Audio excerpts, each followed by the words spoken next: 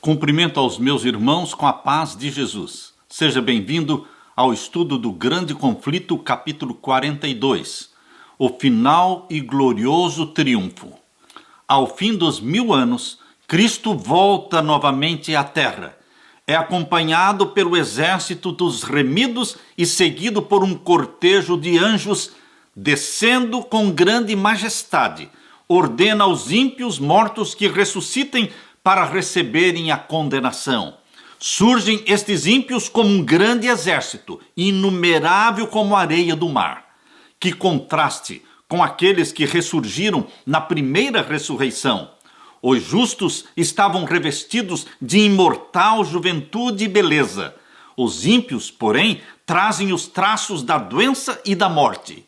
Todos os olhares daquela vasta multidão se voltam para contemplar a glória do Filho de Deus. A uma voz, as hostes dos ímpios exclamam: bendito o que vem em nome do Senhor. Não é o amor para com Jesus que inspira esta declaração. Não, é a força da verdade que faz brotar involuntariamente essas palavras dos seus lábios. Os ímpios saem da sepultura tais quais a ela baixaram, com a mesma inimizade contra Cristo e com o mesmo espírito de rebelião. Não terão um novo tempo de graça no qual remediar os defeitos da vida passada. Para nada aproveitaria disso. Uma vida inteira de pecado não lhes abrandou o coração. Um segundo tempo de graça, se lhes fosse concedido, seria ocupado, como foi o primeiro, em se esquivarem dos preceitos de Deus e contra ele incitarem rebelião. Cristo desce sobre o Monte das Oliveiras, exatamente de onde, depois da sua ressurreição, ascendeu ao céu e onde os anjos repetiram a promessa da sua volta. Diz o profeta: virá o Senhor meu Deus e todos os santos contigo, e naquele dia estarão os seus pés sobre o Monte das Oliveiras, que está defronte de Jerusalém, para o oriente, e o Monte das Oliveiras será fendido pelo meio, e haverá um vale muito grande. O Senhor será rei sobre toda a terra. Naquele dia, um será o Senhor, e um será o seu nome. Zacarias 14, versos 5, 4 e 9. Descendo do céu a Nova Jerusalém, em seu deslumbrante resplendor, repousa sobre o lugar purificado e preparado para recebê-la. E Cristo, com o seu povo e os anjos, entram na cidade santa. Agora Satanás se prepara para a última e grande luta pela supremacia. Enquanto despojado do seu poder e separado da sua obra de engano, o príncipe do mal se achava infeliz e abatido. Mas, sendo ressuscitados os ímpios mortos, e vendo ele as vastas multidões ao seu lado, revivem-lhe as esperanças e decide-se a não se render no grande conflito. Arregimentará sob sua bandeira todos os exércitos dos perdidos e por meio deles se esforçará por executar os seus planos. Os ímpios são cativos de Satanás. Rejeitando a Cristo, aceitaram o governo do chefe rebelde. Estão prontos para receber as sugestões de Satanás e executar-lhe as ordens. Contudo, fiel à sua astúcia original, Satanás não se declara ser Satanás. Pretende ser ele o príncipe que é o legítimo dono do mundo e cuja herança foi dele ilicitamente extorquida. Representa-se a si mesmo ante os seus súditos iludidos como se ele fosse o Redentor, assegurando-lhes que o seu poder os tirou da sepultura e que ele está prestes a resgatá-los da mais cruel tirania. Havendo sido removida a presença de Cristo, Satanás opera maravilhas para apoiar as suas pretensões. Faz do fraco forte e a todos inspira com o seu próprio espírito e energia. Propõe-se guiá-los contra o acampamento dos santos e tomar posse da cidade de Deus. Com diabólica exultação, aponta para os incontáveis milhões que ressuscitaram dos mortos e declara que, como seu guia, é muito capaz, sim, de tomar a cidade, reavendo o seu trono e o seu reino. Naquela vasta multidões de ímpios, existem muitos que pertenceram à raça de grande longevidade que existiu antes do dilúvio, homens de estatura elevada, gigantesco intelecto, os quais, entregando-se ao domínio dos anjos caídos, dedicaram toda a sua habilidade e saber à exaltação própria. Homens cujas maravilhosas obras de arte levaram o mundo a lhe idolatrar o gênio, mas cuja crueldade e invenções más, contaminando a terra e desfigurando a imagem de Deus, fizeram-no exterminá-los da face da sua criação. Há reis e generais que venceram nações, homens valentes que nunca perderam uma única batalha, guerreiros orgulhosos, ambiciosos, cuja aproximação fazia tremer os reinos. Na morte não experimentaram mudança alguma.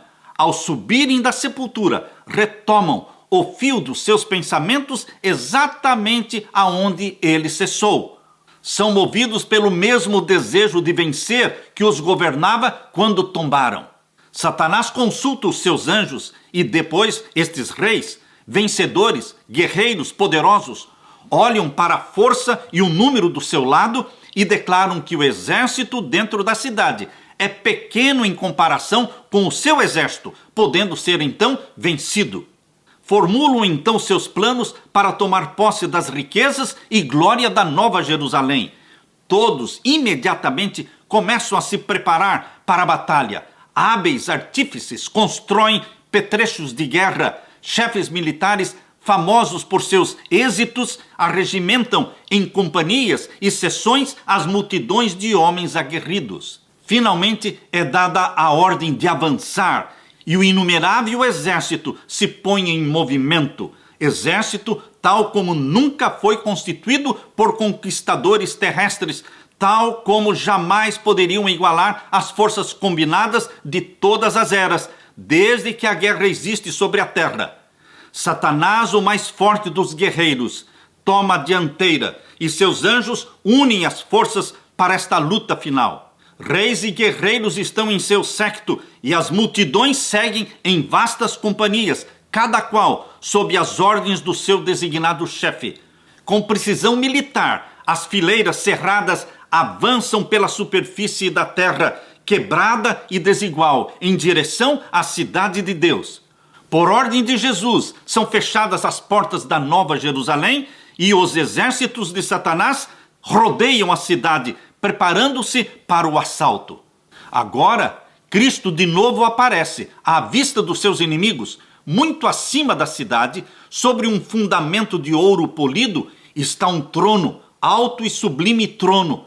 Sobre este trono assenta-se o Filho de Deus, e em redor dele estão os súditos do seu reino. O poder e a majestade de Cristo nenhuma língua os pode descrever, nem pena alguma retratar. A glória do Pai eterno envolve o seu Filho. O resplendor da sua presença enche a cidade de Deus e estende-se para além das portas da cidade, inundando a terra inteira com o seu fulgor.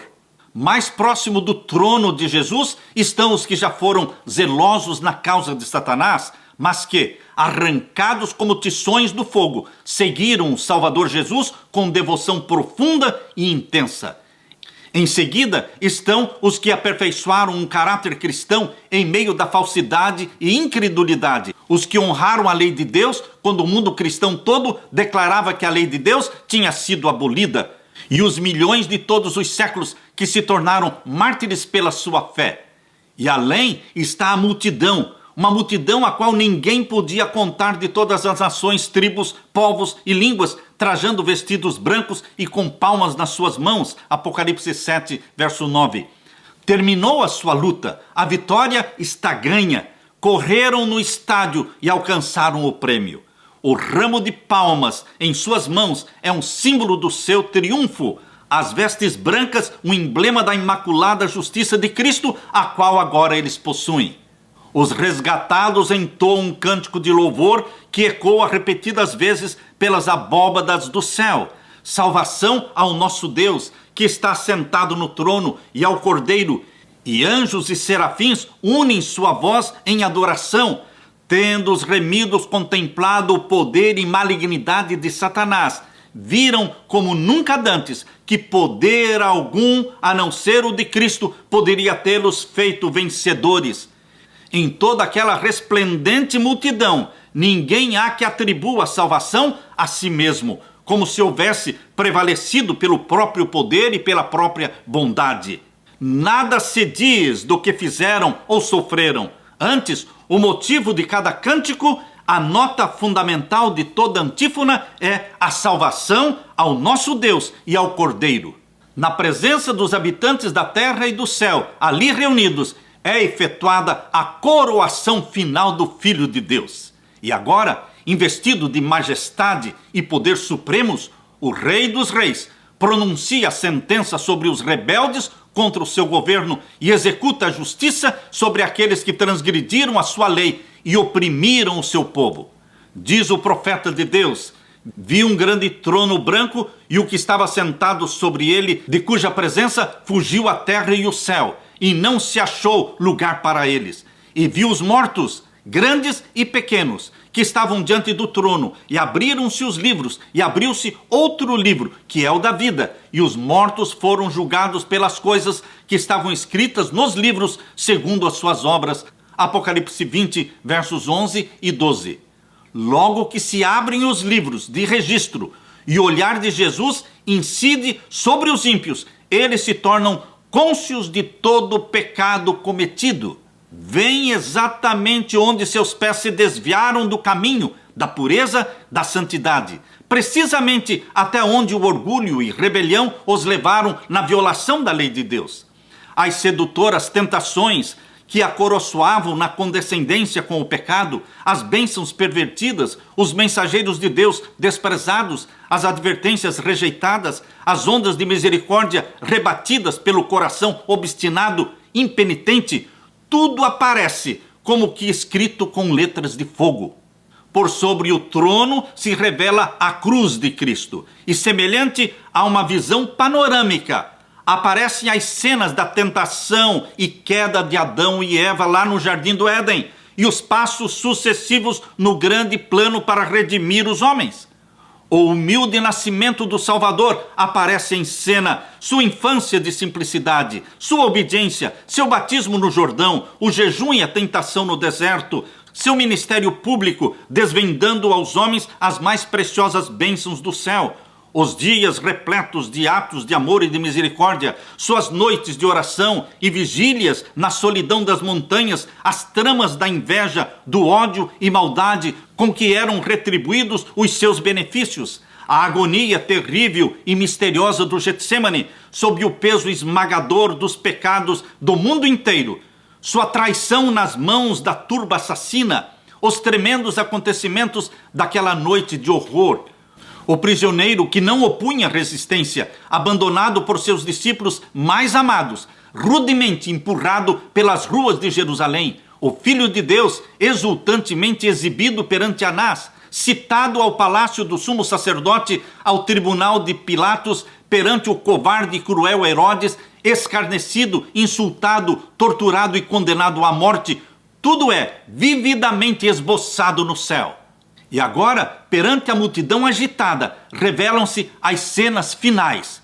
O paciente sofredor trilhando o caminho do Calvário, o príncipe do céu suspenso na cruz do Calvário, os altivos sacerdotes e a plebe zombeteira, a escarnecer da sua agonia mortal, as trevas sobrenaturais, a terra a palpitar, as pedras despedaçadas, as sepulturas abertas, assinalando o momento em que o Redentor do mundo rendeu a vida.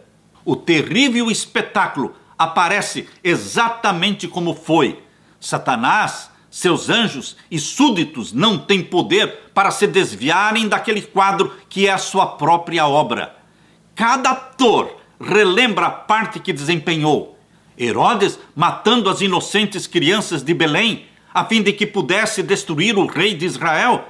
A vil Herodias, sobre cuja alma criminosa repousa o sangue de João Batista. O fraco Pilatos, subserviente às circunstâncias. Os soldados zombadores, os sacerdotes e príncipes e a multidão furiosa que clamou: o seu sangue caia sobre a nossa cabeça e a cabeça dos nossos filhos. todos contemplam a enormidade do seu crime. Em vão procuram ocultar-se da majestade divina do seu rosto, mais resplandecente que o sol, enquanto os remidos lançam suas coroas aos pés do Salvador, exclamando: Ele morreu por mim, Ele morreu por mim. Entre a multidão resgatada, acham-se os apóstolos de Cristo, o heróico Paulo, o ardoroso Pedro, o amado e amante João e seus fiéis irmãos, e com estes o vasto exército dos mártires, ao passo que, fora dos muros, com tudo o que é vil e abominável, estão aqueles pelos quais foram perseguidos, presos e mortos. Ali está Nero, aquele monstro da crueldade, monstro do vício. Agora Nero está contemplando a alegria e a exaltação daqueles que ele torturou e em cujas aflições extremas encontrara deleite satânico.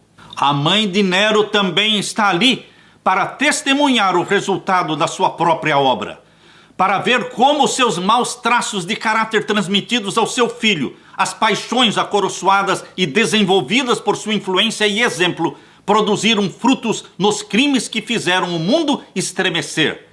Ali estão os sacerdotes e prelados romanistas que pretendiam ser embaixadores de Cristo e, no entanto, empregaram a tortura, a masmorra, a fogueira para dominar a consciência do seu povo. Ali estão os orgulhosos pontífices romanos, ali estão os papas que se exaltaram acima de Deus e pretenderam mudar a lei do Altíssimo. Aqueles pretensos pais da igreja têm uma conta a prestar a Deus, da qual muito desejariam se livrar. Demasiado tarde chegam a ver que o Onisciente é zeloso da sua santa lei e que de nenhuma maneira terá por inocente o transgressor da lei. Aprendem agora que Cristo identifica seu interesse com o do seu povo sofredor e sentem a força das suas palavras. Quando fizestes a um destes meus pequeninos irmãos, a mim o fizestes. Mateus 25, 40. O mundo ímpio todo acha-se em julgamento perante o tribunal de Deus, acusado de alta traição contra o governo do céu. Ninguém há para pleitear sua causa. Estão sem desculpa e a sentença de morte eterna é pronunciada contra eles. É agora evidente a todos que o salário do pecado é a morte. Não é nobre independência e vida eterna, não, mas escravidão, ruína e morte. Os ímpios veem o que perderam em virtude de sua vida de rebeldia. O peso eterno de glória, muito excelente, foi desprezado quando lhes foi oferecido. Mas quão desejável agora se mostra. Tudo isso, exclama a alma perdida, eu poderia ter tido, mas preferi conservar estas coisas longe de mim. Ó estranha presunção! Troquei a paz, a felicidade e a honra pela miséria, infâmia e desespero. Todos veem que a sua exclusão do céu é justa. Por sua vida declararam: não queremos que este Jesus reine sobre nós. Como que, extasiados, os ímpios contemplam a coroação do Filho de Deus. Veem em suas mãos as tábuas da lei divina, os estatutos que desprezaram, que transgrediram. Testemunham o irromper de admiração, transportes e adoração por parte dos salvos, e ao propagar-se a onda de melodia sobre as multidões fora da cidade, todos a uma exclamam: grandes e maravilhosas são as tuas obras, Senhor Deus Todo-Poderoso, justos e verdadeiros são os teus caminhos, ó Rei dos Santos. Apocalipse 15, verso 3. E prostrando-se, adoram o príncipe da vida. Satanás parece paralisado ao contemplar a glória e a majestade de Cristo. Aquele que fora um querubim cobridor, lembra-se de onde caiu? Ele, um serafim resplandecente, filho da alva, quão mudado, quão degradado agora. Do conselho, onde tantas honras recebera, está para sempre excluído. Vê que agora um outro se encontra ali, perto do Pai, velando a sua glória. Viu ser colocada a coroa sobre a cabeça de Cristo por um anjo de elevada estatura e presença majestosa. E Satanás sabe que a exaltada posição deste anjo poderia ter sido sua posição. A memória recorda o lar da sua inocência e pureza, a paz e contentamento que eram seus até haver condescendido em murmurar contra Deus e ter inveja de Cristo. Suas acusações, sua rebelião, seus enganos para ganhar a simpatia e apoio dos anjos, sua obstinada persistência em não fazer esforços a fim de reabilitar-se quando Deus lhe teria concedido perdão, tudo se lhe apresenta ao vivo. Revê sua obra entre os homens e seus resultados, a inimizade do homem para com seu semelhante, a terrível destruição de vidas, o surgimento e queda de reinos, a derrocada de tronos, a longa sucessão de tumultos, conflitos e revoluções. Recorda-se dos seus constantes esforços para se opor à obra de Cristo e para rebaixar cada vez mais o homem. Vê que suas tramas infernais foram impotentes para destruir os que depositaram confiança em Jesus. Olhando Satanás para o seu reino, o fruto do seu trabalho, vê apenas fracasso e ruína. Levar as multidões a crer que a cidade de Deus seria fácil presa. Mas sabe que isto é falso. Reiteradas vezes no transcurso do grande conflito, foi Satanás derrotado e obrigado a capitular. Conhece muito bem o poder e a majestade do eterno Deus. O objetivo do grande rebelde foi sempre justificar-se e provar ser o governo divino responsável pela rebelião. A esse fim, aplicou todo o poder do seu pujante intelecto. Trabalhou deliberada e sistematicamente e com maravilhoso êxito, levando vastas multidões a aceitar seu modo de ver quanto ao grande conflito que há tanto tempo se vem desenvolvendo. Durante milhares de anos, este chefe enganador tem apresentado a falsidade em lugar da verdade. Mas agora, chegado é o tempo em que a rebelião deve ser finalmente derrotada e descobertos a história e caráter de Satanás. Em seu último e grande esforço para destronar a Cristo, destruir seu povo e tomar posse da cidade de Deus, o arqui-enganador foi completamente desmascarado. Os que a ele se uniram veem o fracasso completo da sua causa. Os seguidores de Cristo e os anjos leais contemplam a extensão total das suas maquinações contra o governo de Deus. É Satanás o objeto da aversão universal. Satanás vê que a sua rebelião voluntária o inabilitou para o céu, adestrou suas faculdades para guerrear contra Deus. A pureza, a paz e a harmonia do céu ser-lhe-iam suprema tortura. Suas acusações contra a misericórdia e justiça de Deus silenciaram agora. A exprobração que se esforçou por lançar sobre Jeová repousa inteiramente sobre ele. E agora Satanás se curva e confessa a justiça da sua sentença. Quem te não temerá, ó Senhor, e não magnificará o teu nome? Porque só tu és santo. Por isso todas as nações virão e se prostrarão diante de ti, porque os teus juízos são manifestos. Apocalipse 15, verso 4. Todos os questionamentos sobre a verdade e o erro no prolongado conflito foram agora esclarecidos.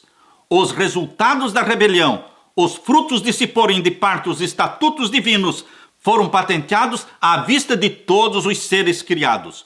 Os resultados do governo de Satanás em contraste com o governo de Deus foram apresentados a todo o universo. As próprias obras de Satanás o condenaram.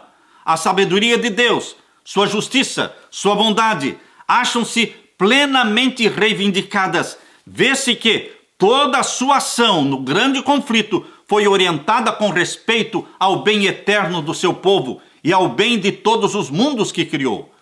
Todas as tuas obras te louvarão, ó Senhor, e os teus santos te bendirão. Salmo 145, 10. A história do pecado permanecerá por toda a eternidade como testemunha de que, somente pela existência da lei de Deus, existe felicidade de todos os seres por ele criados. À vista de todos os fatos do grande conflito, o universo inteiro, tanto os que são fiéis a Deus, como também todos os rebeldes e ímpios, de comum acordo, todos declaram: justos e verdadeiros são os teus caminhos, ó Rei dos Santos. Perante o universo foi apresentado claramente o grande sacrifício feito pelo Pai e pelo Filho em prol do homem. É chegada a hora em que Cristo ocupa a sua devida posição, sendo glorificado acima dos principados, acima das potestades e sobre todo nome que se nomeia. Foi pela alegria que lhe estava proposta, a fim de poder trazer muitos filhos à glória, que ele suportou a cruz e desprezou a ignomínia. E por inconcebivelmente grande que tivesse sido a tristeza e a ignomínia, todavia maiores ainda são a alegria e a glória. Ele olha para os remidos, renovados em sua própria imagem, trazendo cada coração a impressão perfeita do divino, refletindo cada rosto a semelhança do seu rei. Contempla neles o resultado das fadigas da sua alma e fica satisfeito. Então Jesus, com voz que atinge as multidões congregadas, dos justos e ímpios, declara: eis a aquisição do meu sangue, por estes eu sofri, por estes eu morri, a fim de que pudessem morar em minha presença pelas eras eternas. E sobe o cântico de louvor dos que estão vestidos de branco em redor do trono, cantando: digno é o Cordeiro que foi morto de receber o poder e a riqueza e a sabedoria e a força e a honra e a glória e ações de graças. Apocalipse 5:12. Apesar de ter sido Satanás constrangido a reconhecer a justiça de Deus e a curvar-se à supremacia de Cristo, seu caráter, o caráter de Satanás, permanece sem mudança. O espírito de rebelião, qual poderosa torrente, explode de novo em Satanás. Cheio de frenesi, decide-se não capitular no grande conflito. Chegado é o tempo para uma última e desesperada luta contra o Rei do Céu. Então, Satanás se arremessa para o meio dos seus súditos e esforça-se por inspirá-los com sua fúria, incitando-os numa batalha imediata. Mas, entre todos aqueles incontáveis milhões de ímpios que Satanás seduziu à rebelião, ninguém há agora que lhe reconheça a supremacia. Seu poder chegou ao fim. Os ímpios estão cheios do mesmo ódio a Deus, o qual inspira Satanás, mas os ímpios veem que o seu caso é sem esperança, que não podem prevalecer contra Jeová. Sua ira se acende contra Satanás, e os que foram seus agentes no engano e com furor de demônios voltam-se contra eles. Diz o Senhor: pois que estimas o teu coração como se for o coração de Deus, eis que eu trarei sobre ti estranhos, os mais formidáveis dentre as nações, os quais desembainharão as suas espadas contra a formosura da tua sabedoria e mancharão o teu resplendor. À cova te farão descer, e te farei perecer, ó querubim protetor, entre pedras afogueadas. Por terra te lancei, diante dos reis te pus, para que olhem para ti, e te tornei em cinza sobre a terra, aos olhos de todos os que te veem. Em grande espanto te tornaste, e nunca mais serás para sempre. Ezequiel 28, versos 6 a 8, versos 16 a 19. Toda a armadura daqueles que pelejam com ruído, e os vestidos que rolavam no sangue serão queimados, servirão de pasto ao fogo. A indignação do Senhor está sobre todas as nações, e o seu furor sobre todo o exército delas. Ele as destruiu totalmente, entregou-as à matança. Sobre os ímpios fará chover laços, fogo, enxofre, vento tempestuoso, eis a porção do seu copo. Isaías 9:5, Isaías 34:2, Salmos 11, verso 6. De Deus desce fogo do céu, a terra se fende, são retiradas as armas escondidas em suas profundezas, chamas devoradoras irrompem de cada abismo iante, as próprias rochas estão ardendo, vindo é o dia que arderá como um forno, os elementos fundem-se pelo vivo calor, e também a terra e as obras que nela há serão queimadas. Malaquias 4:1, 2 Pedro 3:10. A superfície da terra parece uma massa fundida, um vasto e fervente lago de fogo. É o tempo do juízo e perdição dos homens maus, dia da vingança do Senhor, ano de retribuições pela luta de Sião. Isaías 34:8. Os ímpios recebem sua recompensa na terra. Provérbios 11:31. Serão como a palha, e o dia que está para vir os abrasará, diz o Senhor dos Exércitos. Malaquias 4:1. Alguns são destruídos em um momento, enquanto outros sofrem muitos dias. Todos são punidos segundo as suas ações. Tendo sido os pecados dos justos transferidos para Satanás, tem ele de sofrer não somente pela sua própria rebelião, mas por todos os pecados que fez o povo de Deus cometer. Seu castigo deve ser muito maior do que o daqueles a quem ele enganou.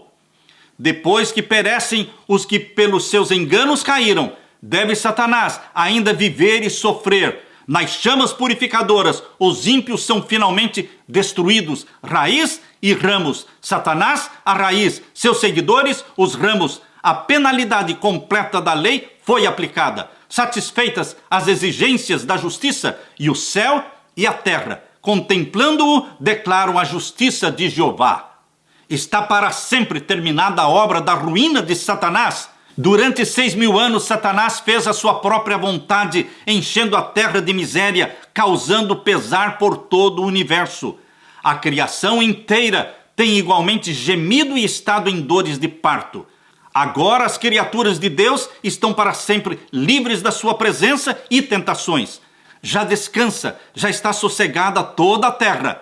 Exclamam os justos com júbilo, Isaías 14:7. E uma aclamação de louvor e triunfo sobe de todo o universo fiel. A voz de uma grande multidão, como a voz de muitas águas, e a voz de fortes trovões é ouvida dizendo: Aleluia, pois o Senhor Deus onipotente reina. Apocalipse 19, verso 6.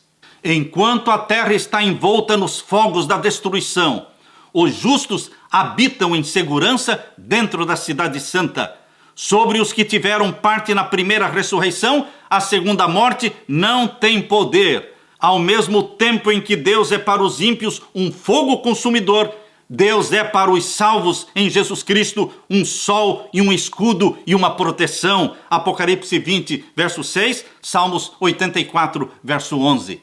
Vi então um novo céu e uma nova terra, porque já o primeiro céu e a primeira terra passaram. Apocalipse 21, verso 1. O fogo que consome os ímpios purifica a terra. Todo vestígio de maldição é removido. Nenhum inferno a arder eternamente conservará perante os resgatados as terríveis consequências do pecado. Apenas uma lembrança permanece. Nosso Redentor, Jesus Cristo, sempre levará os sinais da sua crucifixão. Em sua fronte ferida, em seu lado, em suas mãos e pés estão os únicos vestígios da obra cruel que o pecado efetuou. Diz o profeta contemplando Cristo em sua glória: raios brilhantes saíam da sua mão, e ali estava o esconderijo da sua força. Abacuque 3:4. Suas mãos, seu lado ferido, donde flui a corrente carmesim, que reconciliou o homem com Deus, ali está a glória do Salvador, ali está o esconderijo da sua força. Poderoso para salvar, mediante o sacrifício da redenção, foi Jesus Cristo, portanto, forte para executar justiça sobre aqueles que desprezaram a misericórdia de Deus. E os sinais da sua humilhação são a sua mais elevada honra. Através das eras interminas, os ferimentos do Calvário lhe proclamarão o louvor e declararão o poder de Jesus Cristo.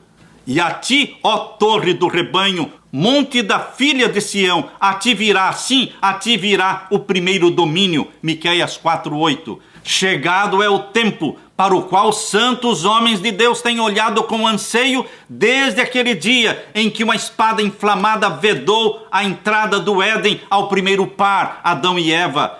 Tempo para a redenção da possessão de Deus, Efésios 1:14. A terra, dada originalmente para Adão como sendo seu reino, traída por ele, entregue para as mãos de Satanás, e há tanto tempo retida pelo poderoso adversário, foi agora recuperada pelo grande plano da redenção. Aleluia!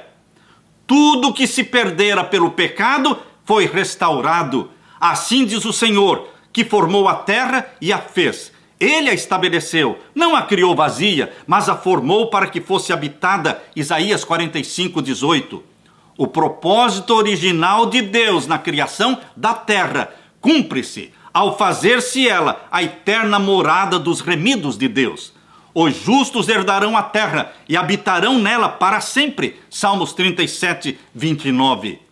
Um receio de fazer com que a herança futura pareça demasiado material tem levado muitos a espiritualizar as mesmas verdades que nos levam a considerá-la nosso lar. Cristo afirmou aos seus seguidores que ele iria preparar moradas para eles na casa do seu Pai. Os que aceitam os ensinos da palavra de Deus não serão totalmente ignorantes com respeito à morada celestial. E contudo, as coisas que o olho não viu e o ouvido não ouviu e não subiram ao coração dos homens são as que Deus preparou para aqueles que o amam. 1 Coríntios 2, 9. A linguagem humana não é adequada para descrever a recompensa dos justos. Será conhecida apenas dos que a contemplarem. Nenhum espírito finito pode compreender a glória do paraíso de Deus. Na Bíblia, a herança dos salvos é chamada de um país. Hebreus 11, versos 14 a 16. Ali, o pastor celestial, Jesus, conduz o seu rebanho às fontes de águas vivas. A árvore da vida produz o seu fruto de mês em mês, e as folhas da árvore são para a saúde das nações. Existem torrentes sempre a fluir, claras como cristal, e ao lado delas, árvores ondeantes projetam sua sombra sobre as veredas preparadas para os resgatados do Senhor. Ali, as extensas planícies avultam em colinas de beleza e as montanhas de Deus erguem seus altivos píncaros. Nessas pacíficas planícies, ao lado daquelas correntes vivas, o povo de Deus, durante tanto tempo peregrino e errante, encontrará finalmente um lar eterno. O meu povo habitará em morada de paz, e em moradas bem seguras, e em lugares quietos de descanso. Nunca mais se ouvirá de violência na terra, de desolação ou destruição nos teus termos. Mas aos teus muros chamarás salvação, e às tuas portas louvor. Edificarão casas e as habitarão, plantarão vinhas e comerão do seu fruto. Não edificarão para que outros habitem, não plantarão para que outros comam. Os meus eleitos gozarão das obras das suas mãos. Isaías 32, 18, Isaías 60, verso 18 e também o capítulo 65, versos 21 e 22. Ali, os desertos e os lugares secos se alegrarão disto, e o ermo exultará e florescerá como a rosa. Em lugar do espinheiro crescerá a faia, e em lugar da sarça crescerá a murta. Isaías 35, 1, Isaías 55, 13. E morará o lobo com o cordeiro, e o leopardo com o cabrito se deitará, e o menino pequeno os guiará. Não se fará dano e mal algum em todo o monte da minha santidade, diz o Senhor. Isaías 11, versos 6 e 9. A dor não pode existir na atmosfera do céu. Ali não mais haverá lágrimas, cortejos fúnebres, manifestações de pesar. Não haverá mais morte, nem pranto, nem clamor, porque já as primeiras coisas passaram. Apocalipse 21, verso 4. E morador nenhum dirá, enfermo estou, porque o povo que habitar nela será absolvido da sua iniquidade. Isaías 33, 24. Ali está a Nova Jerusalém, a metrópole da nova terra, glorificada, como uma coroa de glória na mão do Senhor e um diadema real na mão do teu Deus. Isaías 62, 3. Sua luz era semelhante a uma pedra preciosíssima, como a pedra de jaspe, como cristal resplandecente. As nações andarão à sua luz, e os reis da terra trarão para ela a sua glória e honra. Apocalipse 21, 11 e 24. Diz o Senhor: folgarei em Jerusalém e exultarei no meu povo. Isaías 65, 19. Eis aqui o tabernáculo de Deus com os homens, pois com eles habitará, e eles serão o seu povo, e o mesmo Deus estará com eles, e ele será o seu Deus. Apocalipse 21, verso 3. Na cidade de Deus, a Nova Jerusalém, não haverá noite. Ninguém necessitará ou desejará repouso. Não haverá cansaço em fazer a vontade de Deus e oferecer louvor ao seu nome. Sempre sentiremos a frescura da manhã e sempre estaremos longe do seu termo. não necessitarão de lâmpada nem de luz do sol. Por quê? Porque o Senhor Deus os alumia. Apocalipse 22, verso 5. A luz do sol será sobrepujada por um brilho que não é ofuscante e, contudo, suplanta incomensuravelmente o fulgor do nosso sol ao meio-dia.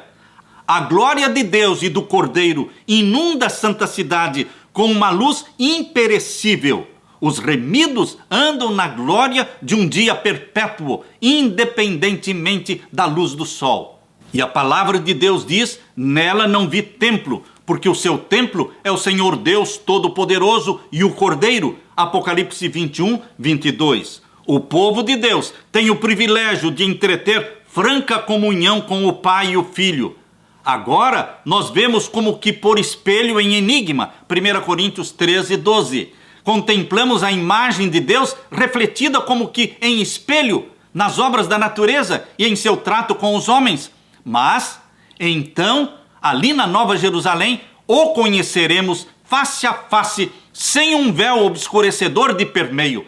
Estaremos em sua presença e contemplaremos a glória do seu rosto. Ali os remidos conhecerão como são conhecidos. O amor e simpatias que o próprio Deus plantou na alma encontrarão ali o mais verdadeiro e suave exercício. A comunhão pura com os seres santos, a vida social harmoniosa com os bem-aventurados anjos e com os fiéis de todos os tempos que lavaram suas vestes e as branquearam no sangue do Cordeiro, os sagrados laços que reúnem toda a família nos céus e na terra. Efésios 3,15. Tudo isso concorre para constituir a felicidade dos remidos de Deus. Ali, mentes imortais contemplarão com deleite que jamais se fatigará as maravilhas do poder criador, os mistérios do amor que redime. Ali não haverá nenhum adversário cruel, enganador, para nos tentar ao esquecimento de Deus. Todas as faculdades se desenvolverão, ampliar-se-ão todas as capacidades. A aquisição do conhecimento não cansará o espírito, nem esgotará as energias. Ali, os mais grandiosos empreendimentos poderão ser levados avante, alcançadas as mais elevadas aspirações, as mais altas ambições realizadas, e surgirão ainda novas alturas a atingir, novas maravilhas a admirar, novas verdades a compreender, novos objetivos a aguçar as faculdades do espírito, da alma e do corpo. Todos os tesouros do universo estarão abertos ao estudo dos remidos de Deus. Livres da mortalidade, alçarão voo incansável para os mundos distantes, mundos que fremiram de tristeza ante o espetáculo da desgraça humana e ressoaram com cânticos de alegria ao ouvir as boas novas de uma alma resgatada. Com indizível deleite, os filhos da terra entram de posse da alegria, da sabedoria dos seres não caídos. Participam dos tesouros do saber e entendimento adquiridos durante séculos e séculos na contemplação da obra de Deus. Com visão desanuviada, olham para a glória da criação, achando-se sóis, estrelas e sistemas planetários, todos na sua indicada ordem, a circularem em redor do trono da divindade. Em todas as coisas, desde a mínima até a maior, está escrito o nome do Criador, e em todas se manifestam as riquezas do seu poder. E ao transcorrerem os anos da eternidade em eternidade, trarão mais e mais abundantes e gloriosas revelações de Deus e de Cristo. Assim como o conhecimento é progressivo, assim também o amor, a reverência e a felicidade aumentarão mais e mais. Quanto mais aprendem os homens acerca de Deus, mais lhe admiram o caráter. Ao revelar-lhes Jesus as riquezas da redenção e os estupendos feitos do grande conflito com Satanás, a alma dos resgatados fremirá com mais fervorosa devoção e com mais arrebatadora alegria dedilharão as harpas de ouro, e milhares de milhares e milhões de vozes se unem para volumar o potente coro de louvor a Deus, o Pai, e ao seu Filho Jesus Cristo. E ouvi a toda criatura que está no céu e na terra e debaixo da terra e que está no mar, e a todas as coisas que neles há, dizer: ao que está sentado sobre o trono e ao Cordeiro sejam dadas ações de graças, e honra, e glória, e poder para todos sempre. Apocalipse 5, verso 13. O grande conflito terminou. Pecado e pecadores não mais existem. O universo inteiro está purificado. Uma única palpitação de harmonioso júbilo vibra por toda a vasta criação. Daquele que tudo criou emanam vida, luz e alegria por todos os domínios do espaço infinito. Desde o minúsculo átomo até o maior dos mundos, todas as coisas, animadas e inanimadas, em sua serena beleza, gozo, declaram que Deus é amor. Meu querido irmão em Cristo, que Deus é amor está provado e ratificado pelo sangue de Jesus Cristo derramado no Calvário. Que Deus é amor está provado no sangue que nos salvou e nos redimiu. Que Deus é amor está provado na promessa bendita da segunda vinda de Jesus Cristo para nos arrebatar e nos levar para o céu e para vivermos nestas delícias eternas, para vivermos nesse novo lar, nesse novo céu, nesta nova terra, eternamente com o nosso querido e Salvador Jesus Cristo. Alegre-se com esta bendita esperança, meu querido irmão. Que o Espírito Santo derrame sobre você esta bênção. Firme-se na esperança da breve volta de Jesus Cristo. Mantenha os seus olhos fixos em Cristo Jesus como autor e consumador da sua fé e da minha fé, e glória eternas a Jesus Cristo. Amém.